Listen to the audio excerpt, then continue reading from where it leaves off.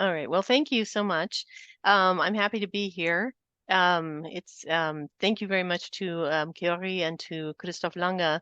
I kind of jumped in after a conversation with Carrie.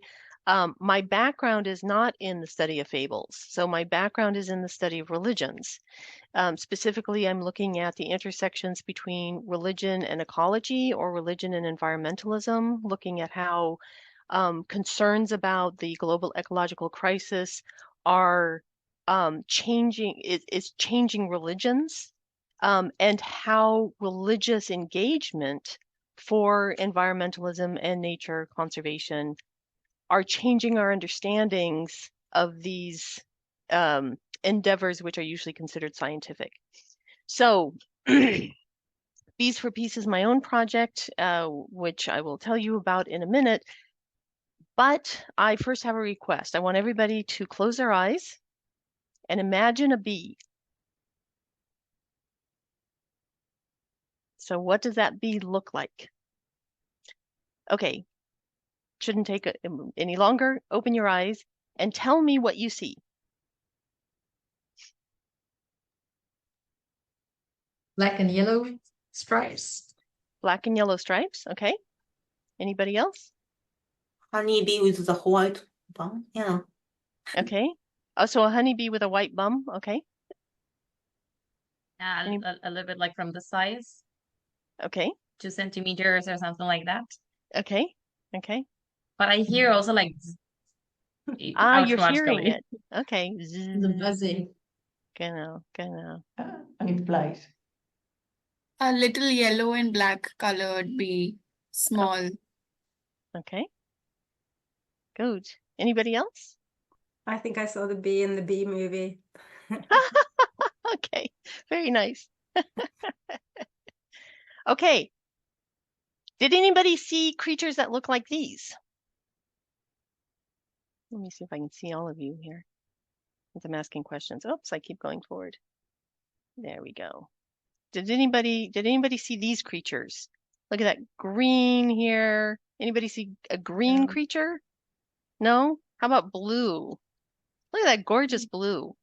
No? Or this one. It's yellow and black, but there's no stripes. Yeah, these are also bees.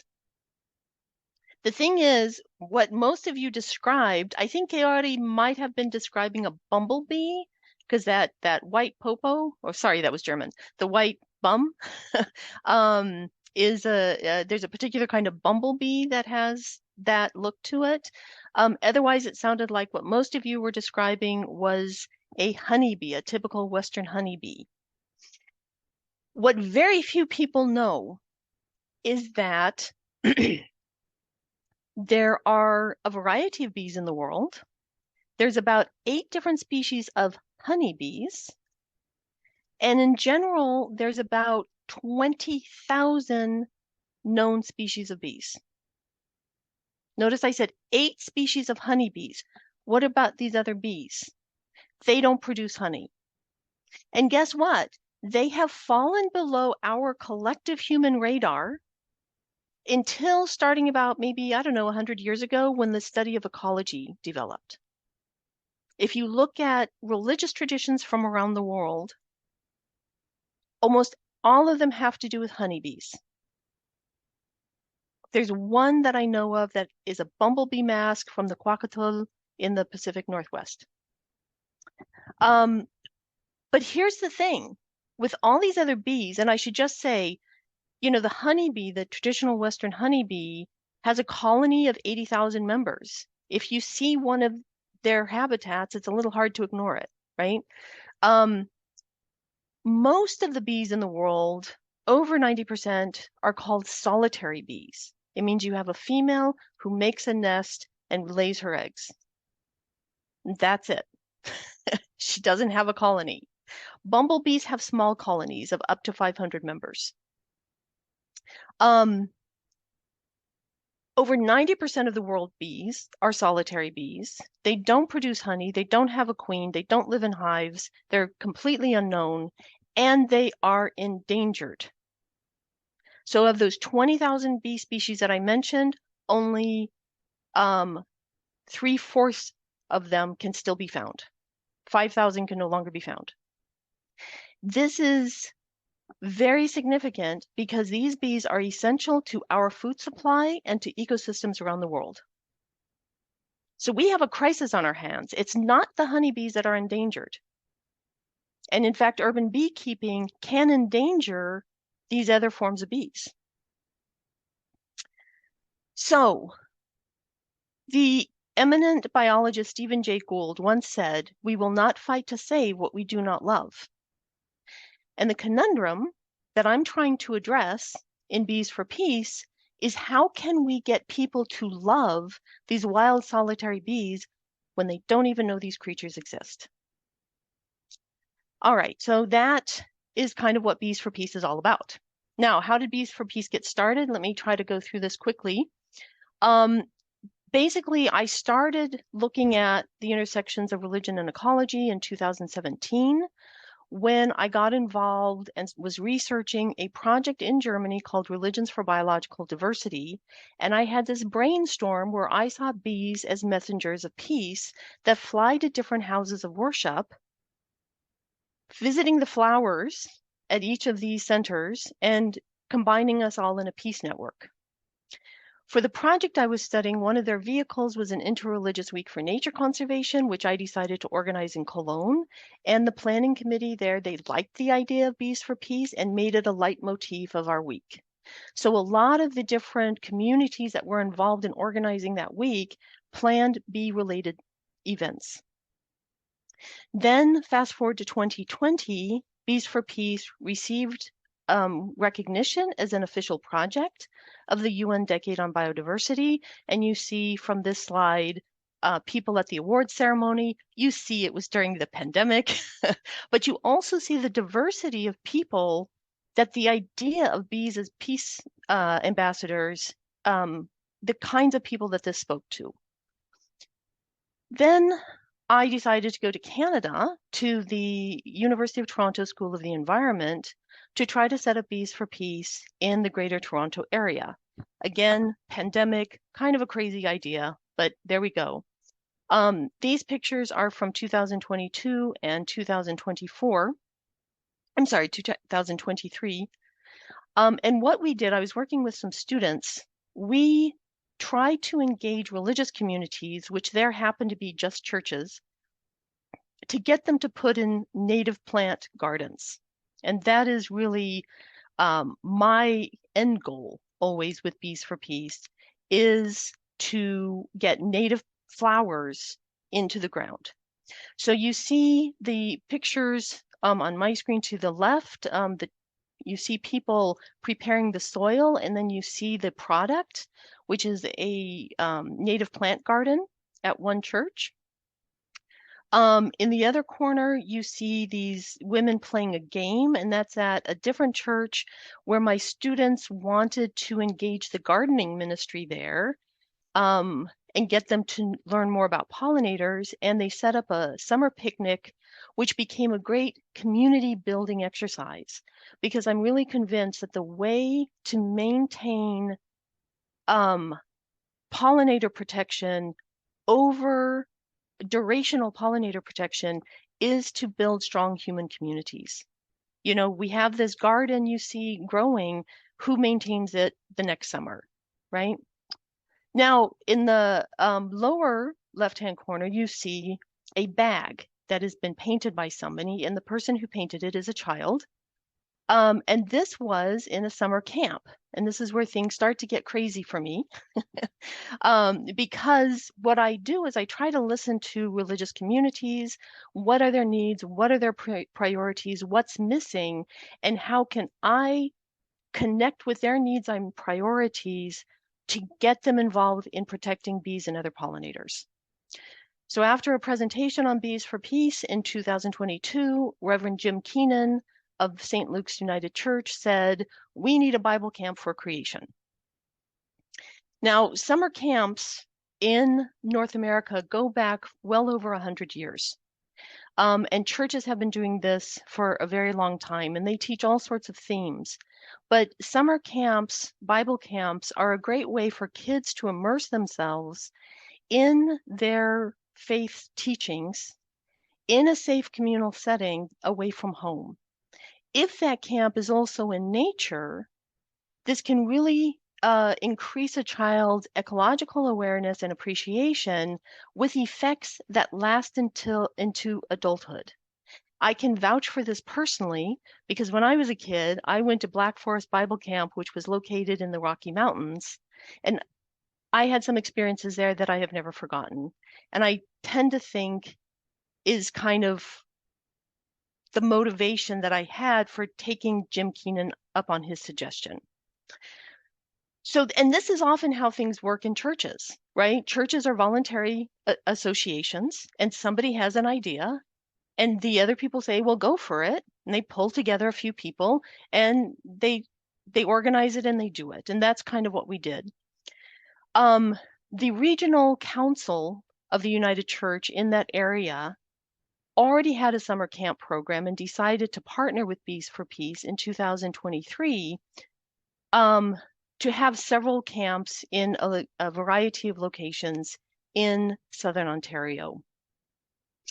The last camp, I could not go to Canada this summer, but there was one church that just also ran the camp a couple weeks ago. So we're dealing with kids and we're dealing with a tremendous lack of knowledge about bees. People tend to know bees sting and bees produce honey, right? And as I just already explained, there's all sorts of bees that don't produce honey. Not all bees sting, not all bee species sting. And even if they sting, it's really not that bad for you. So we try to make things a little cute, and we have these bee characters, which are all based on real bee species that are to be found in Southern Ontario.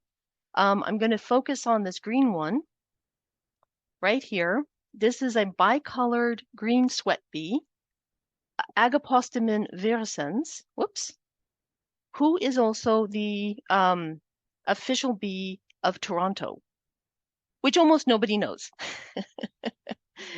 So one of the things that we did through Instagram is we took that little cartoon and we gave her a voice.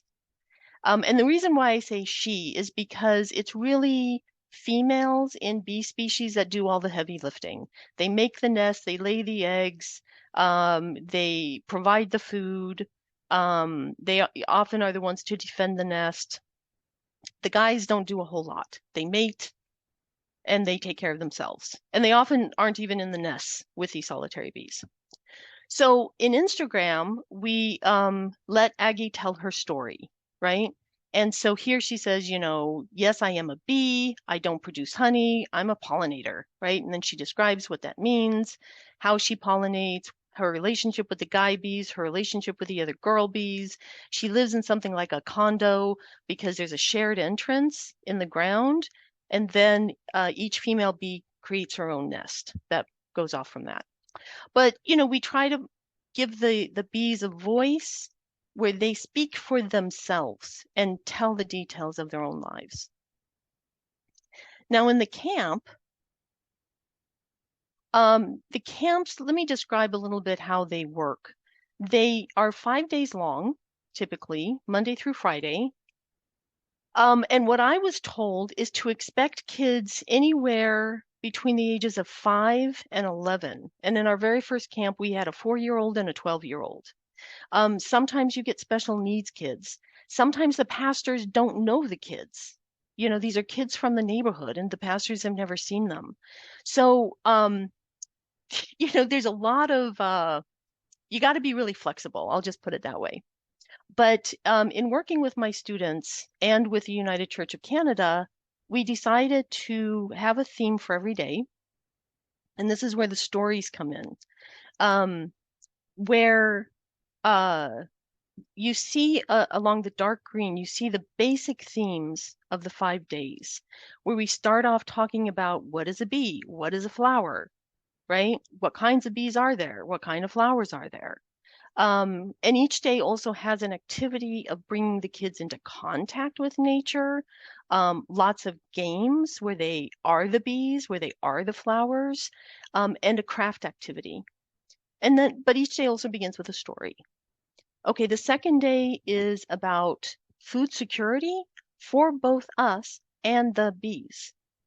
So each day, we try to create a sense of identification with the bees, right? These are our bee buddies, and they're similar to us in their needs, their wants, their desires. They want to eat. We want to eat. How does that work together, right? The third day is on housing, homes, habitats. The fourth day, different environmental obstacles. And the fifth day is dedicated to native plants, native plant gardening. We, encourage the churches to have a place where kids can actually work on gardens, or some other way of gauging directly with flowers and bees. Now, then you see in the light green, you see values that we want to convey. The first one being kind communication and an appreciation of diversity. So in the story, we have Chris, who is this, little child who's been bullied because she's somehow different. And this green sweat bee comes up and, is kind of interested because it's a hot summer day and Chris is sweating, and gosh, sweat bees like sweat, right? And Chris thinks that the bee is bullying her. So Chris bullies the bee in return. And this engenders a conversation between the two of them about kind communication. How can you speak up for yourself and still be kind about it? But then it's also a way for Chris to learn about, well, what do you mean you're a bee? Well, what is a bee? But you're not a honeybee, you're a sweat bee. What does that mean, right? And so then the kids learn a bee song. So they learn about bee anatomy, but then they learn about the differences among bees through the bee song. And so on this day, and throughout the week actually, we really try to bring together this idea of same, different, both good. They're, you can be same and different, and it's all good, right? The next day we meet Chris's bullier, which is Jake, and he's a junk food eater. And he gets into a conversation with a bee about what is pollination, how is food produced, what's the original energy drink, which is nectar, et cetera, et cetera. These stories have themes that are specific to Canada. So the third child is Ephra, who is Central Asian. And what you should know is that in the time that I was there, Canada brought in 50,000 Afghans who were asylum seekers.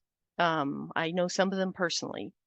And so these are people who lost their homes and had huge difficulties finding housing in the very expensive Greater Toronto area. And so, as Toronto expands, it's rolling over the green belt, it's rolling over ecological areas, and the need for housing for humans is really interfering with the need for housing on the part of bees, right? And so the bees and the humans talk about that together. The next kid, Sydney, he's from a farm in Quebec, and he has been kind of chased out by the forest fires, which is now just a reality in Canada. They're horrible. And he's brought his friend Pepe with him. Pepe is the squash bee, which is native to North America because it only feeds from squash flowers. And so through these different child characters, in conversation with these different bee types and different bees, we try to create this identification and we try to inculcate these values of generosity and empathy and justice and altruism and teamwork, gratitude, to build this sense of community that is more than human, but that includes the bees and ultimately includes all of life, right? And then the last day will be focused on native plant gardening.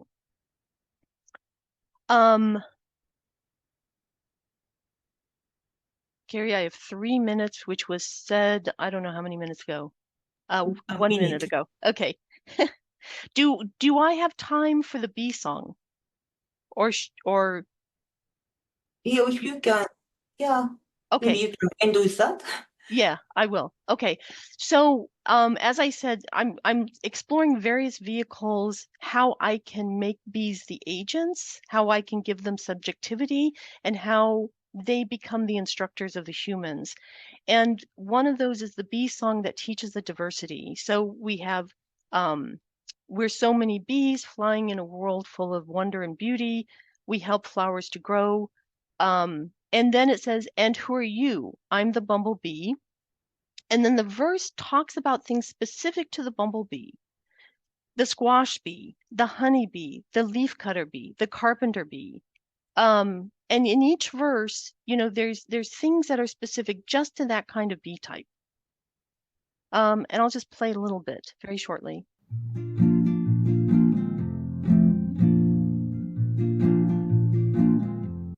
Oops, sorry.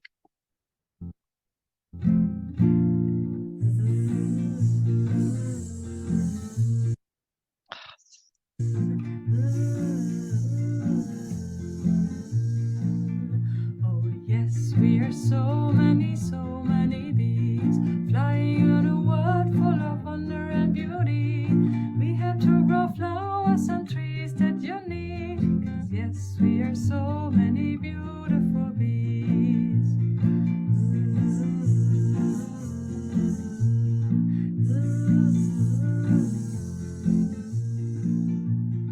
And who are you? I'm the bumblebee, fuzzy, loud and round as a bee can be. I bust the pollen from berries and trees, feeding on flowers, I dance with the breeze. And who are you? I'm the squash bee. Okay, so given the lack of time, I'm going to skip the rest of the song, but you get a flavor of what it's about. And so I just want to end with, as I said, this is a work in progress. It's constantly changing. I've put in for a grant from the German Federal Agency for Nature Conservation to continue the camps in Germany. And so I would be happy to have your feedback in terms of how I might adjust the stories, maybe strip out the child characters and just have the bees as characters, maybe bring in flower characters, and maybe turn the whole thing into a children's book. And then your thoughts on using social media to create bee fables. Okay, thank you so much.